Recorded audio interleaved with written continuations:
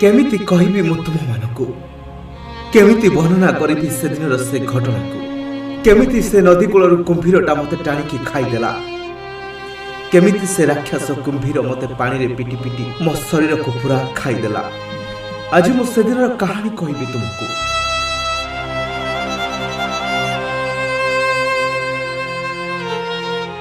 मु ज्योत्स्ना राणी जेना मो स्वामी अनाम जेना मोर गोटे झील और गोटे पुओ से पुणी पोलियो रे आक्रांत। आम घर हूँ जाजपुर जिला पलटपुर ग्राम से विरूपा नदी आम गाँ दे बोही जाइछि। आमे समस्ते से विरूपा नदी रे गाधोइबा लुगा सफा करिबा नित्यकर्म करिबा पई सब बेले आसी थाउ। मो सासु ससुर प्राय 85 वर्षर हेबे। से दुई जन को बयस अधिका हो जीवो से माने विशेषर उठी पारु नाहंती।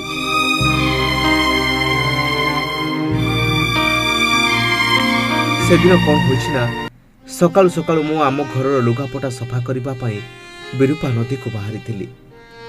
मोर सानजा भी कहला अपा रुह मु तुम सह जीवी। या परे आमे दुई जन सांग होई नईकी गलु। मोर सानजा टिके दूरे जाई झाड़ा बसिला आ मु लुगा सफा करिली। से सकाळ समय रे आउ केही भी आम पाखरे नथिले आ मु जानि नथिली से दिन से नदी भितरे मो जीवन को गोटे राक्षस नैछबो बोली।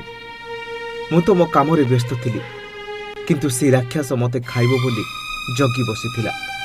हेले हठात कौन हैला के जानी से राक्षसटी मते पछुआडू झांपी नहीं गला।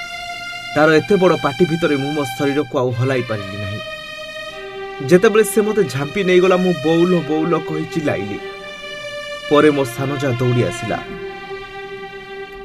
से आसीबा बेलको राक्षसटी मते ता पाटी भितरे पुरई सारिलानी। मु जेते चेष्टा कले भी ता पाटी भितर मु बाहरी पारुनी। मो जा संगे संगे गाँ लोक को डाक पकाइला। गाँ लोके जेते पाटी तुंड कले भी से राक्षस मते छाड़ू नथला। मते झिंकी नहीं झुणी झुणी खाई गला।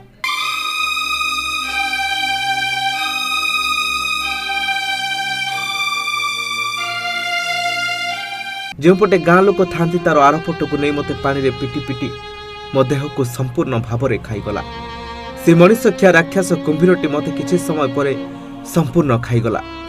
खबर पाई अग्निशम बाहिनी लोक आसी उद्धार कला बेलକୁ सब किछि सरी जाइथिला।